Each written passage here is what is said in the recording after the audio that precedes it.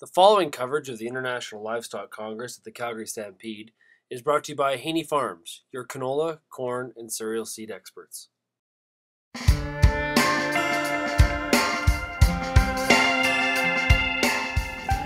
Okay, we're here on realagriculture.com today with Brant Randalls. Brant is the president of Louis Dreyfus Canada. Brant, welcome. Thank you, Sean. So I thought we'd start out by talking about something that's on everybody's mind, especially in the last 3 weeks with Stats Can coming out with an acreage report.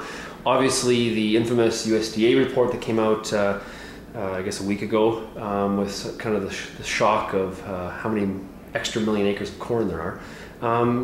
Are you bullish or bearish feed grains? I think you've got to be bearish. Bearish.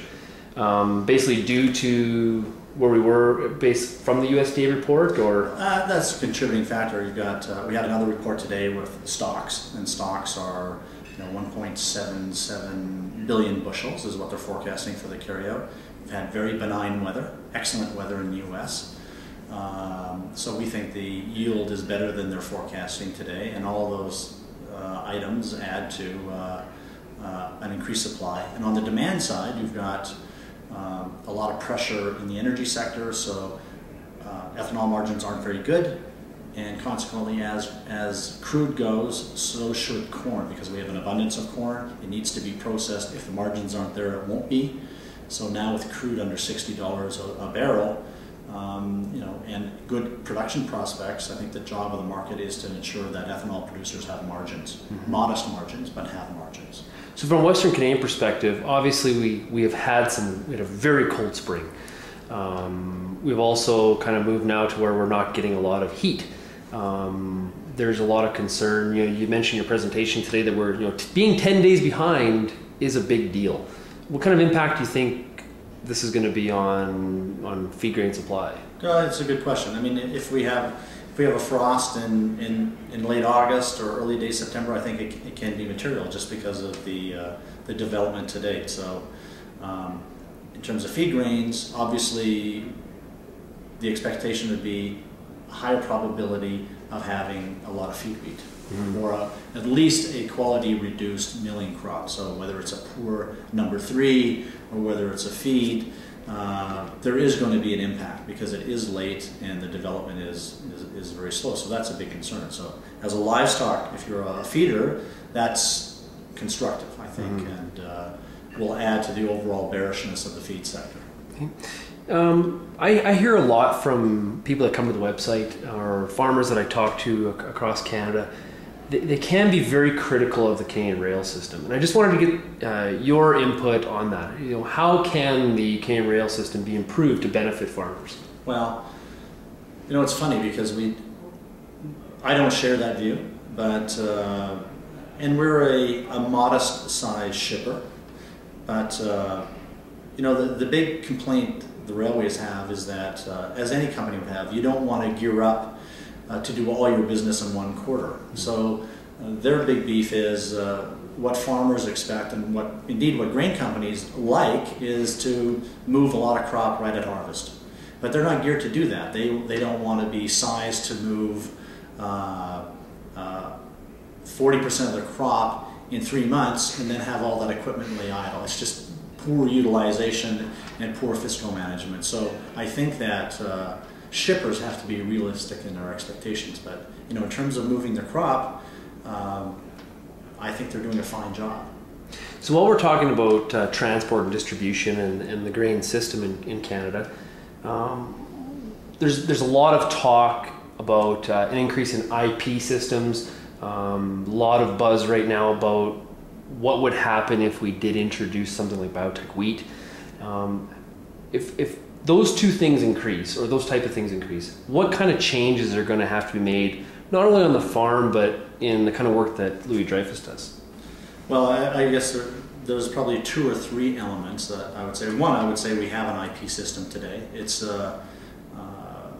there's a lot of separations in every facility throughout the prairies. We have probably a model which has the fewest amount of separations, but we still have about 25 separations in our facilities, whereas a typical facility may be 35 to 50. at the primary level. So we already have an IP system to some degree. I think our ability to handle it depends upon the tolerance that's allowed of advantageous mixture. So if it's a very tight tolerance, it's going to be very, very, very difficult. For instance, in the EU, they don't allow any GMO events in the seed at all. It's a zero tolerance. Mm-hmm. It's a binary kind of criteria. It's you either have it or you don't. If it's 2 or 3% or 5%, I think that can be managed. So I think it depends on what the consumers are insisting upon in terms of purity and what makes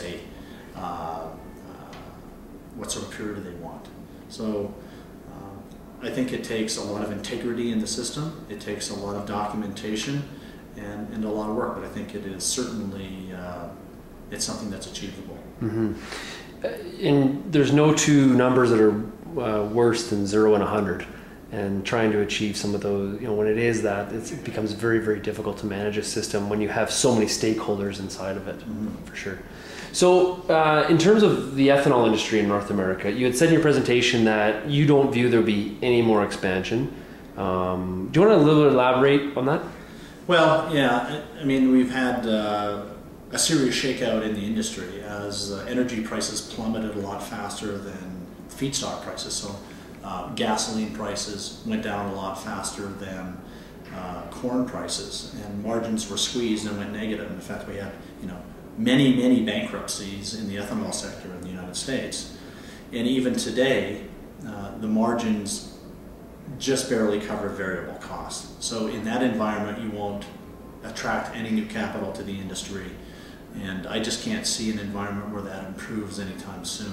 And we're getting close to your mandate levels. So we've got the capacity to nearly meet the mandates.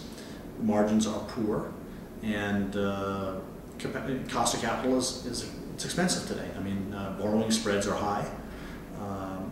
It's hard to get the liquidity to do this. So I think all those factors mean we shouldn't see any kind of material expansion in the sector.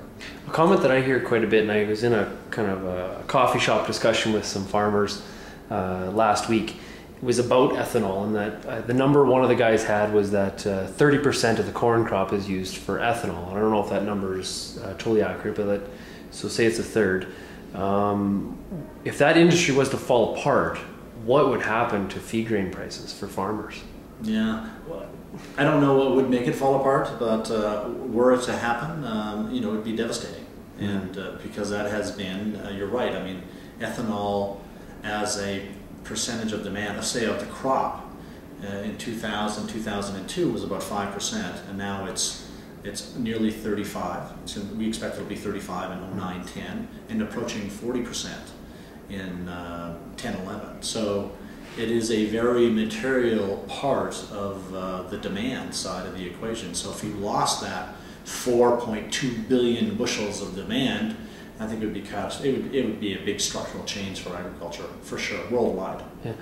One last question before I let you go is, I've heard a lot of comments from, and even analysts that have done interviews on the website here, is that the next 2 to 3 years it's all about oil seeds. It's all about soybeans. It's about canola. It's not necessarily a coarse grain story.